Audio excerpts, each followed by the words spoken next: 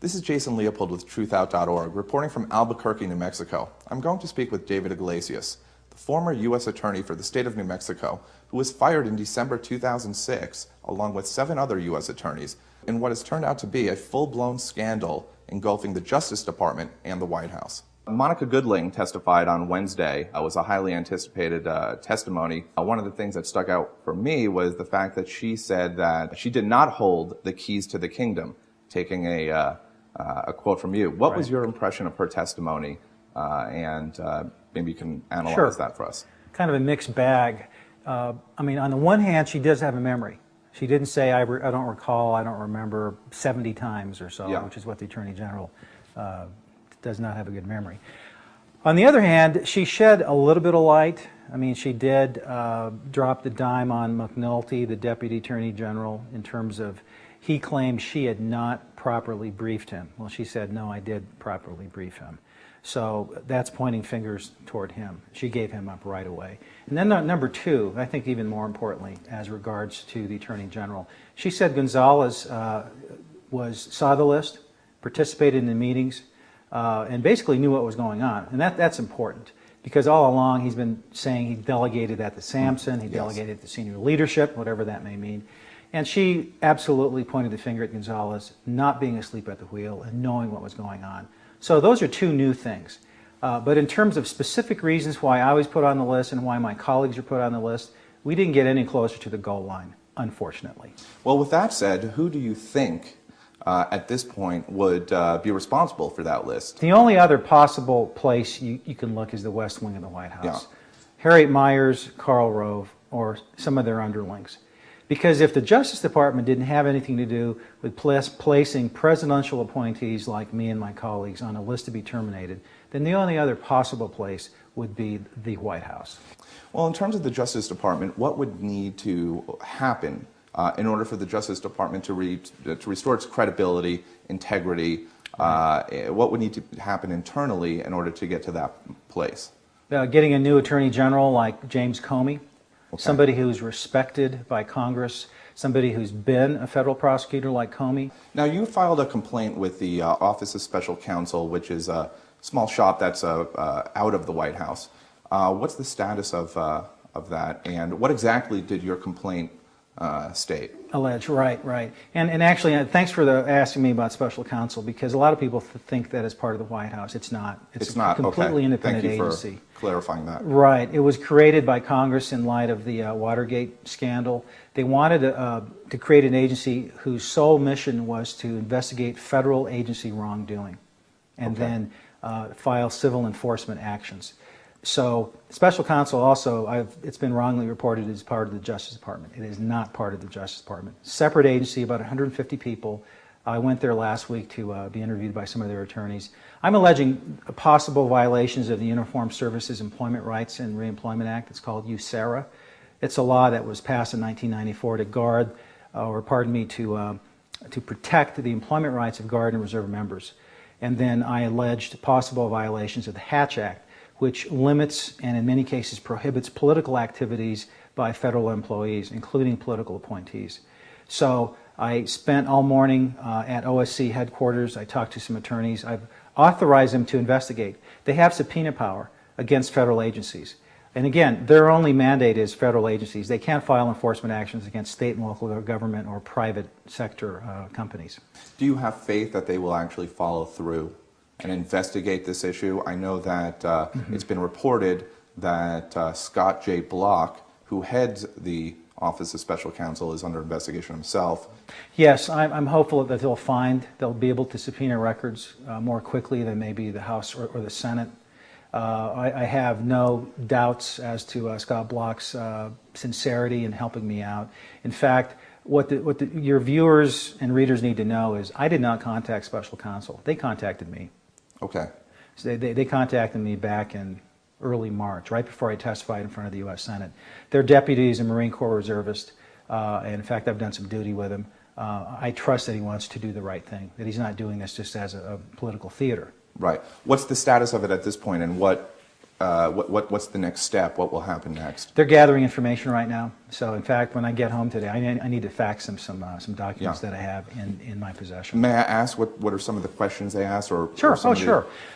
They wanted to know how much military duty I did. They wanted to know whether I was ever contacted by anybody at Main Justice or by the administration to try to discourage me from doing my military duty. They wanted to know whether there was any documentary evidence showing that there was any discouragement. And that was maybe a quarter or so of the interview. Most of it was really focused on Hatch Act.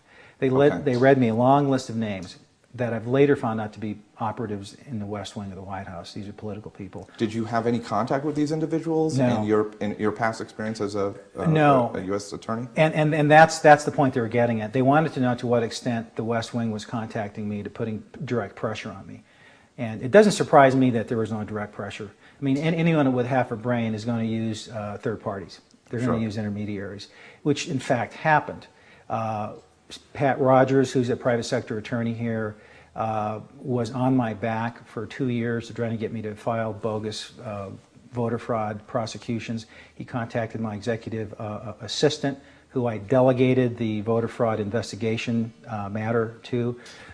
He left long, rambling emails on my executive assistant's telephone. Now, Pat Rogers, what's his role and what is his occupation? Pat Rogers was a member of the American Citizens for Voter Reform, I think. I got that acronym right, ACVR, which has close ties with Karl Rove.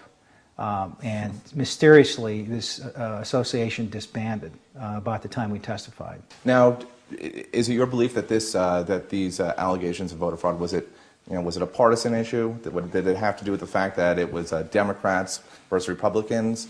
At least at that point when you were contacted, was that ever impressed upon you, like in terms of? Never directly. No, and again. But it sounds like you sort of have a feeling that may have been what was taking place. Based on what I've read since I've left the office of the United States Attorney, based on Karl Rove's obsession with voter fraud issues throughout the country, and based on the fact that New Mexico has been a bellwether state for presidential elections since statehood, and the fact that we've been a battleground state along with Wisconsin and Iowa and a few other states, I have no doubt now that they wanted us to go after what probably would have been Democrat organizations, Democrat-funded organizations. What is your assessment of the evidence, and what do you think was behind the firings? Right. We have a lot of circumstantial evidence, which is okay. I mean, prosecutors make cases all the time with circumstantial evidence alone. No direct evidence right now in terms of there being a smoking gun memo or a smoking gun email saying, let's fire Iglesias and Lamb and McKay and the others for these reasons.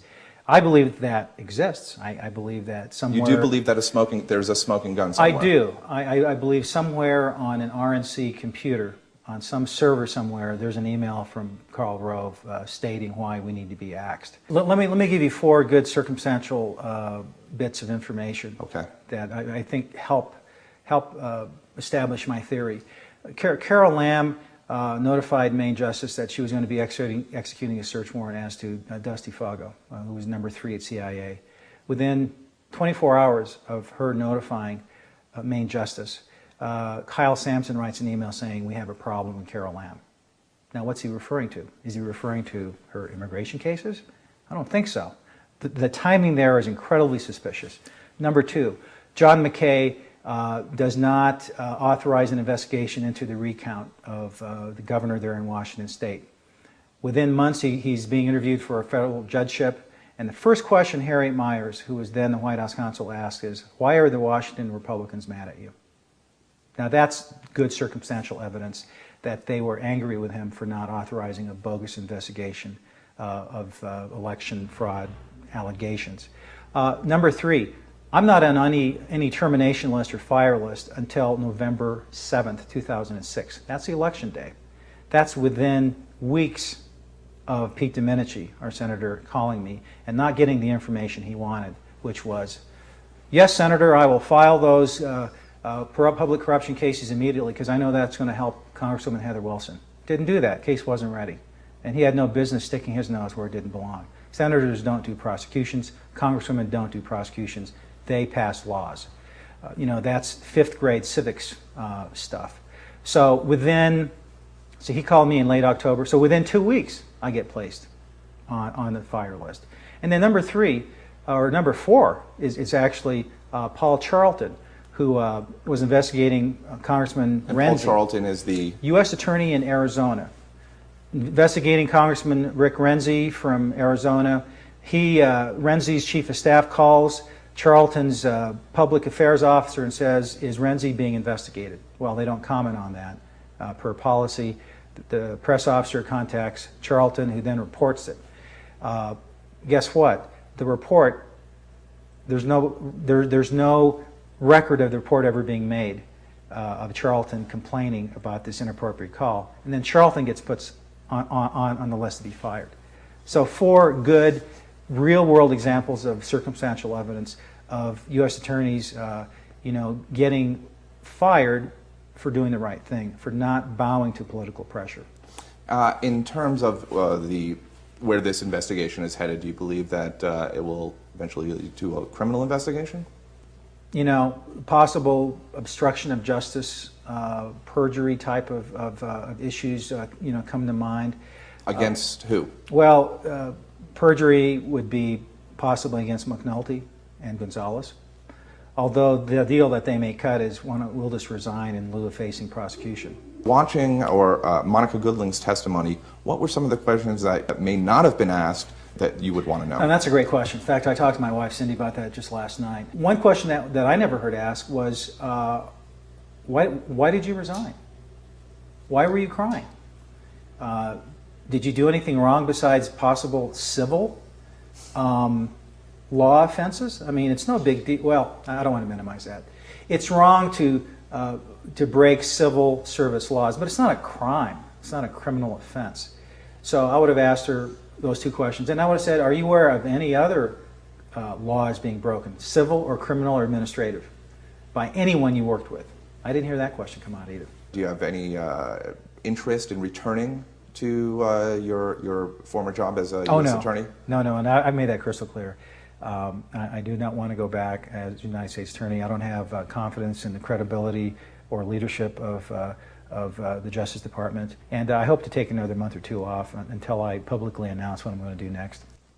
At this point, it's a wait-and-see approach. Will the White House turn over any emails implicating Karl Rove? Will Karl Rove or Harriet Miers testify before Congress? Will Alberto Gonzales or Paul McNulty be brought up on obstruction of justice or perjury charges? This is Jason Leopold reporting for Truth Out in Albuquerque, New Mexico.